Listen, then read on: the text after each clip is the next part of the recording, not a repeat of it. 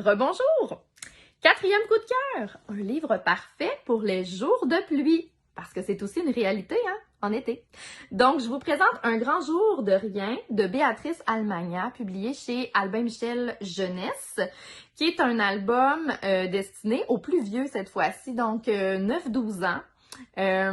Et qui fera sourire sans doute quelques parents par son propos, qui en fait est l'histoire d'un petit garçon qui est pas mal accro à son jeu vidéo, qui est au chalet avec sa mère et un jour, sa mère évidemment lui demande d'aller se pointer le nez dehors.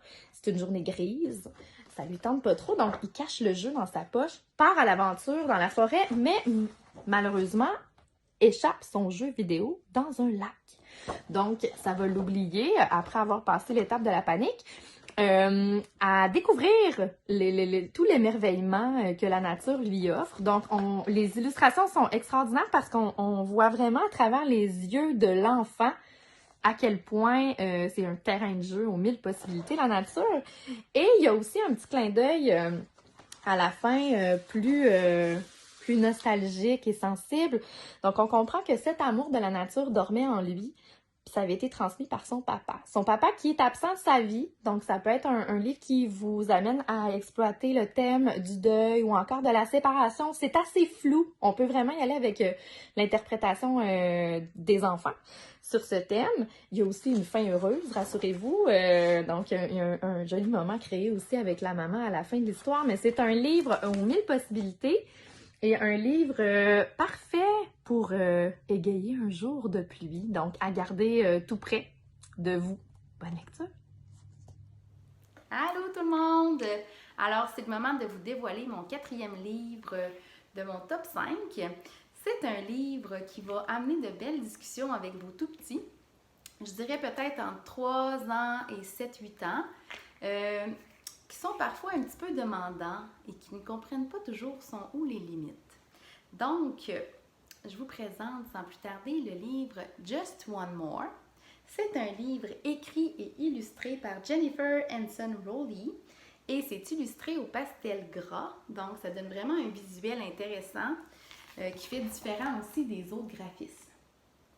Donc, ce livre-là, c'est l'histoire de la petite Ruby qui exagère un petit peu dans ses demandes et qui est très exubérante. Attention, là je me trompe, je dis première de couverture, mais je voulais dire la page de garde.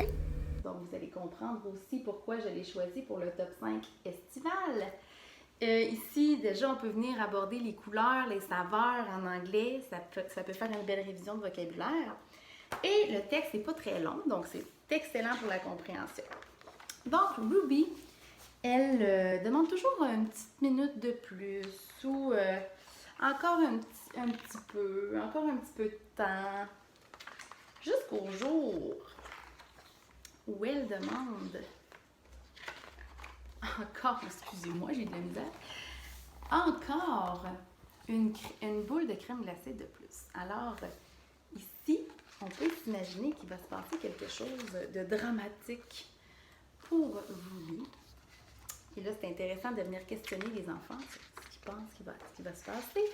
Et elle perd toutes ses boules de crème glacée au sol.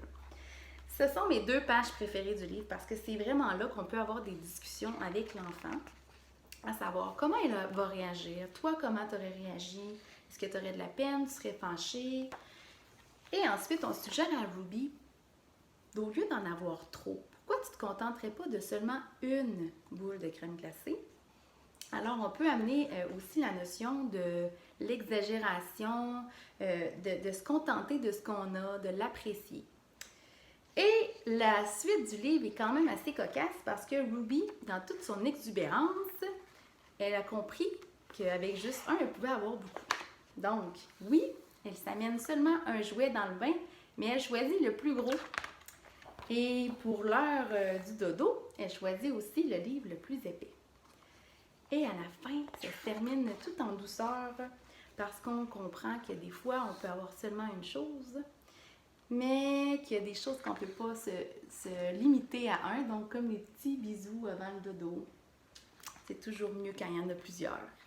Alors, sur ça, je vous souhaite de le lire cet été, d'enrichir votre vocabulaire en anglais, mais aussi d'avoir des belles discussions avec vos enfants sur l'exagération et sur les demandes un petit peu intenses qu'ils ont tendance à faire.